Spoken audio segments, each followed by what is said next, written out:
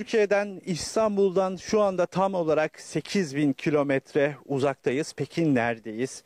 İşte şu anda Güney Kore ile Kuzey Kore sınırının sıfır noktasındayız. Şimdi kameraman arkadaşım Buğra Benlioğlu ile birlikte size etrafı da göstereceğiz. Biliyorsunuz 1950 yılında Kuzey Kore ile Güney Kore arasında savaş vardı ve 3 yıl sürmüştü ki 1953 yılında bir ateşkes anlaşması imzalandı ve bir barış anlaşması imzalanmadığı için iki ülke 74 yıldır teknik olarak savaşta ve arkamda görmüş olduğunuz bakın bu anıtlar da 1950 yılındaki savaşa simgeleyen anıtlar ve burada hayatını kaybeden Güney Koreli askerleri anısına dikilmiş anıtlar ve şimdi çok önemli bir bölgede olduğumuzu söylemek istiyorum. 74 yıldır iki ülkenin teknik olarak savaşta olduğunu belirtmiştim.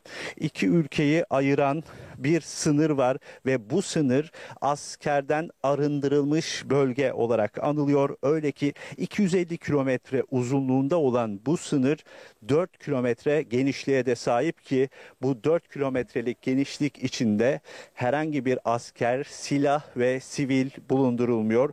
İki ülkenin askerleri bu 4 kilometrelik sınırın arkasında bulunuyor.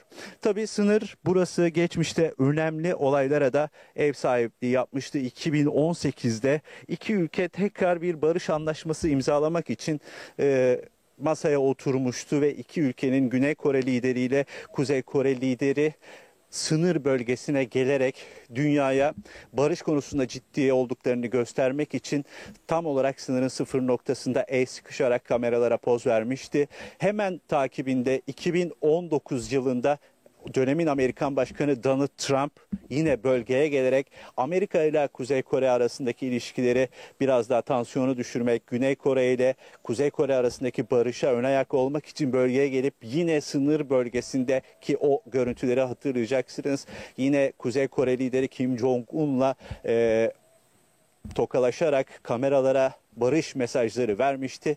Ancak aradan geçen 5-6 yılda bu barış rüzgarları yerini gerilime ve tansiyona bıraktı. Neden derseniz son dönemde zaten sürekli Kuzey Kore'nin füze denemeleri bölge ülkelerini başta Güney Kore ve Japonya olmak üzere tepkisini çekerken Kuzey Kore son dönemde yeni bir strateji geliştirdi. O bölgelerden balonlar sayesinde balonlarla içleri çöp dolu çuvallar, torbalar gönderiyor Güney Kore tarafına. Tabii bu Güney Kore tarafını, Güney Kore'nin sınırında görev yapan askerleri alarma geçirmiş durumda.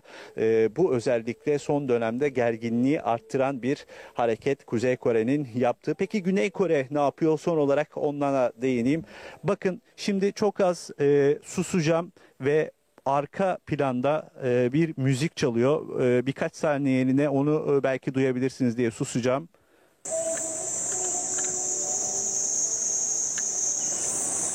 Uzak bir noktadan bir müzik sesi geliyor aslında. Duyamıyorsanız da ben söyleyeyim. Neden? Çünkü Güney Kore sınır hattını boyunca büyük hoparlörler yerleştirmiş durumda ve bu hoparlörlerle Kuzey Kore tarafına radyo yayınları, müzik yayınları yapıyor ki hem sınırdaki askerleri, Kuzey Kore askerlerini psikolojik olarak etkilemek hem de sınır bölgesinde yaşayan Kuzey Koreli sivilleri psikolojik olarak etkileyip Güney Kore'ye gelmeleri için bu tür bir yönteme başvuruyor.